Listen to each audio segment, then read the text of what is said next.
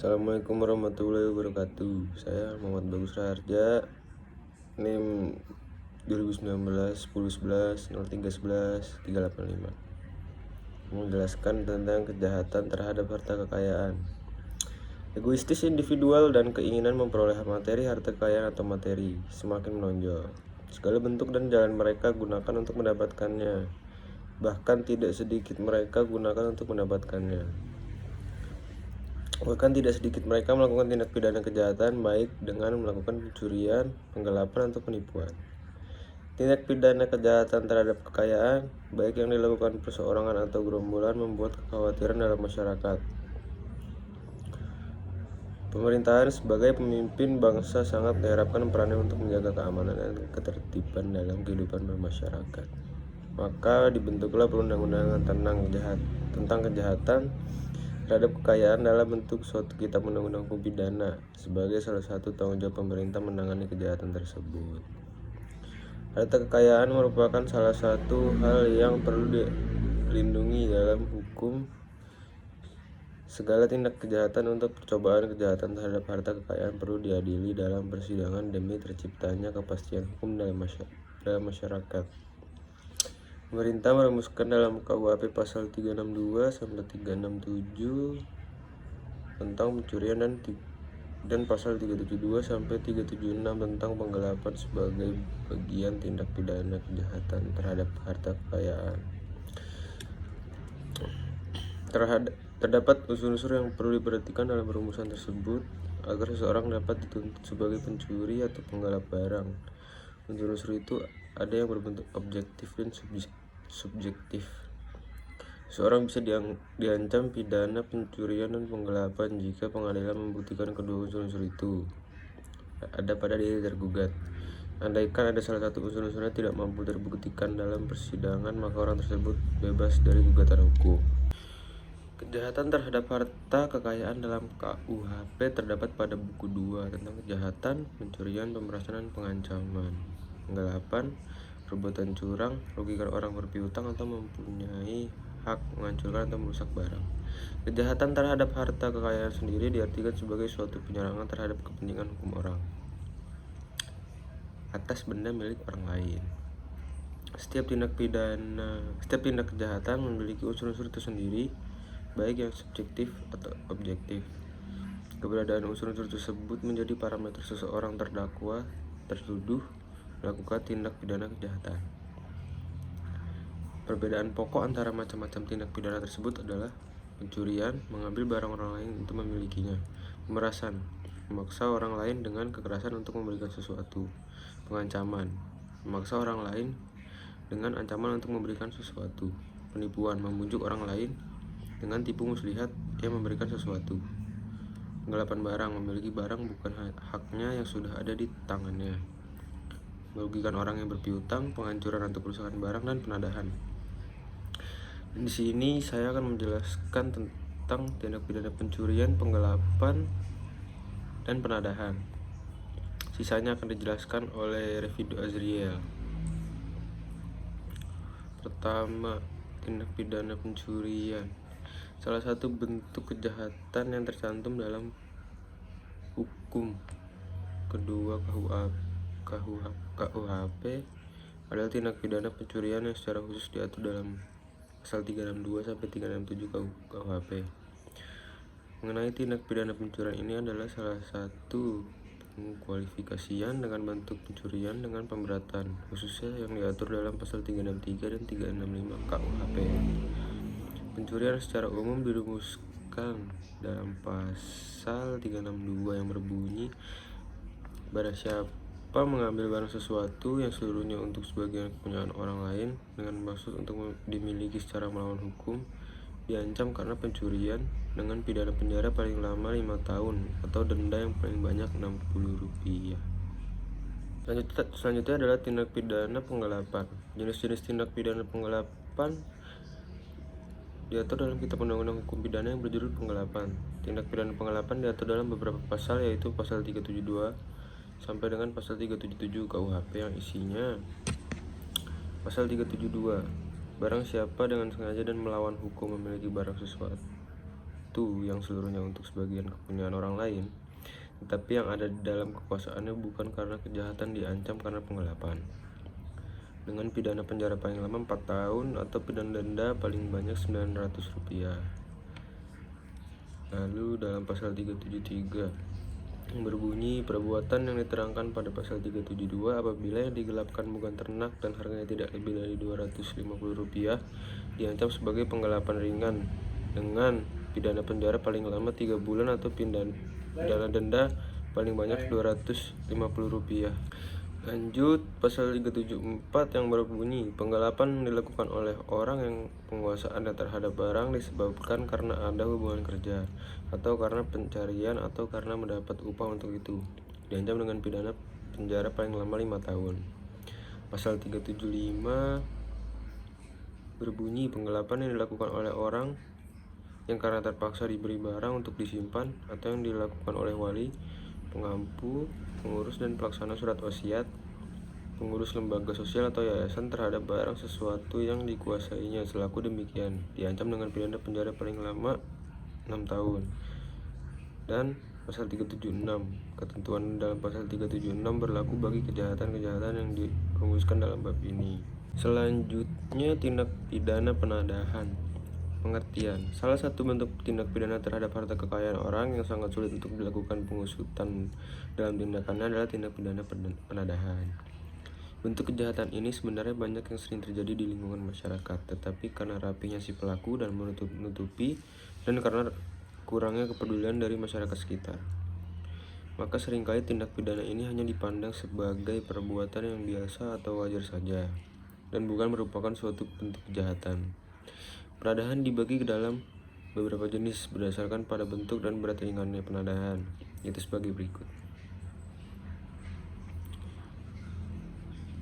Pertama, penadahan biasa. Tindak pidana penadahan atau tindak pidana pemudahan ini merupakan tindak pidana yang erat kaitannya dengan tindak pidana terhadap harta kekayaan orang lain.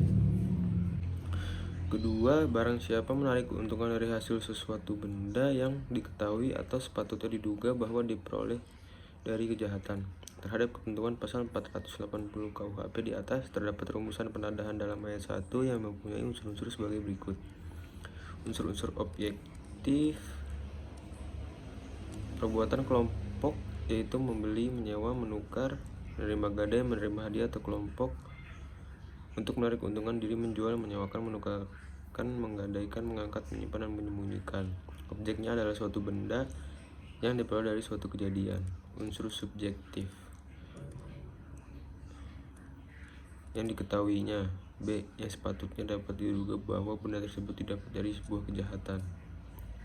Dari rumusan di atas dapat dilihat bahwa terdapat perbedaan dari kedua unsur tersebut, yaitu pada unsur kedua perbuatannya didorong oleh suatu motif untuk menarik keuntungan, dan motif ini harus dibuktikan. Terima kasih, sekian dari saya, dan penjelasan selanjutnya akan dijelaskan oleh teman saya, Revido. Wassalamualaikum warahmatullahi wabarakatuh. Perkenalkan, nama saya Revido Azril Aksyal, NIM 235. Jadi yang selanjutnya, maka saya akan teruskan mengenai macam-macam tindak pidana terhadap harta benda.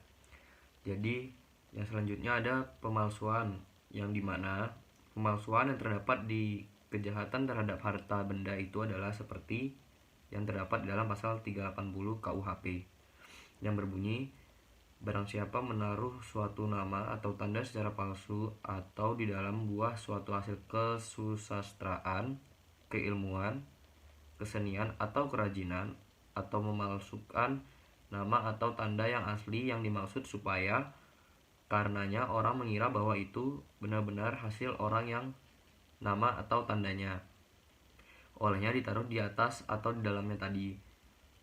Di sini seperti contoh kasusnya dalam tindak pidana pemalsuan ini adalah semisal kita mempunyai suatu karya berupa handphone yang kita telah buat sendiri dan ternyata ada oknum atau pelaku yang menjual dan membuat handphone yang sama persis seperti yang kita buat, lalu mereka menjualnya dengan embel-embel bahwa handphone yang mereka jual itu asli dari produk kita sendiri. tetapi yang mereka jual itu adalah barang KW-nya.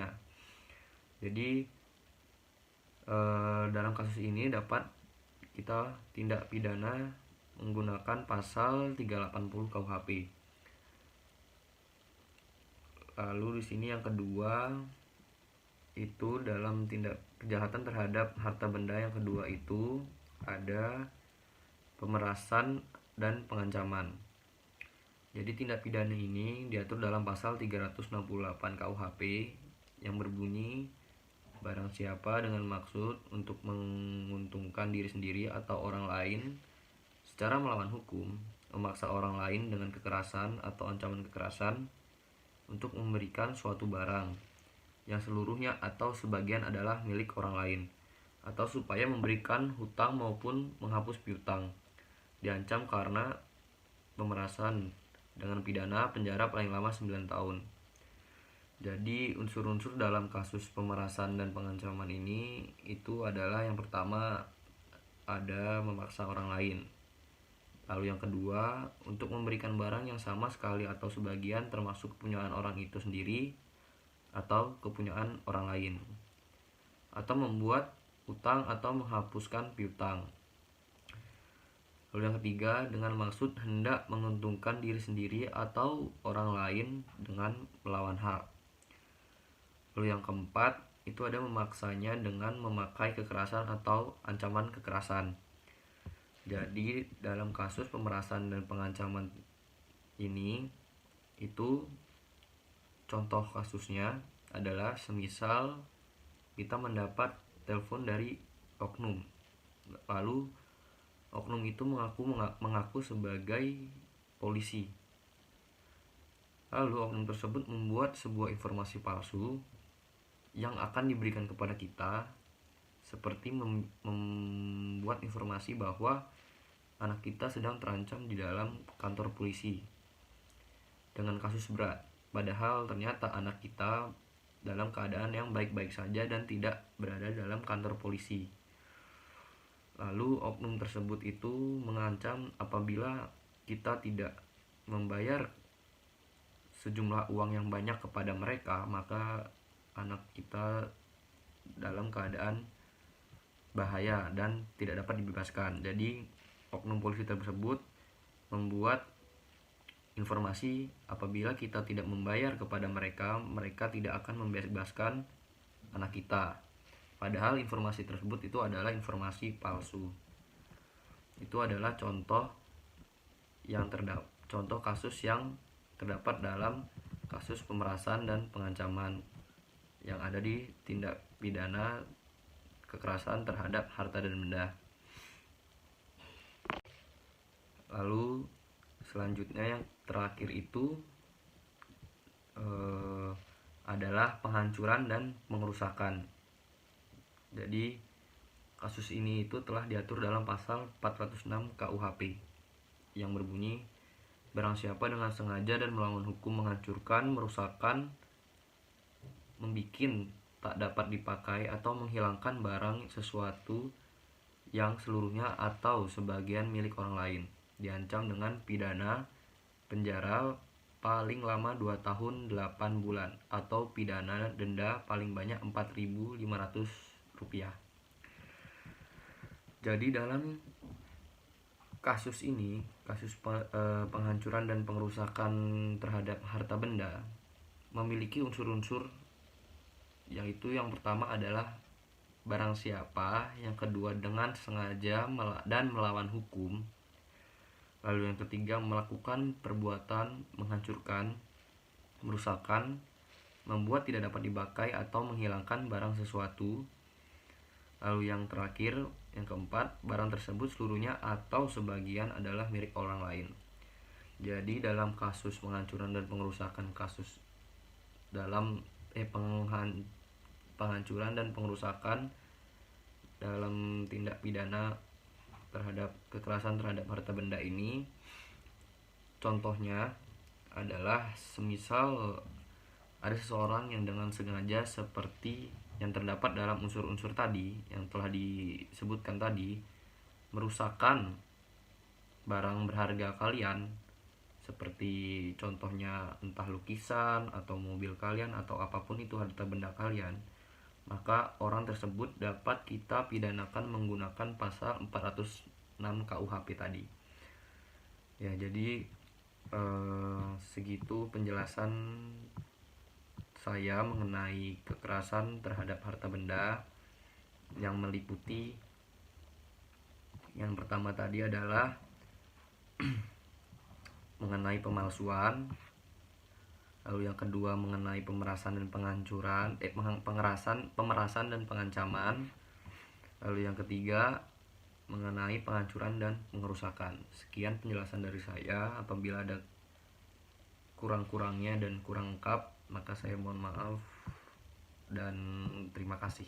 Assalamualaikum warahmatullahi wabarakatuh.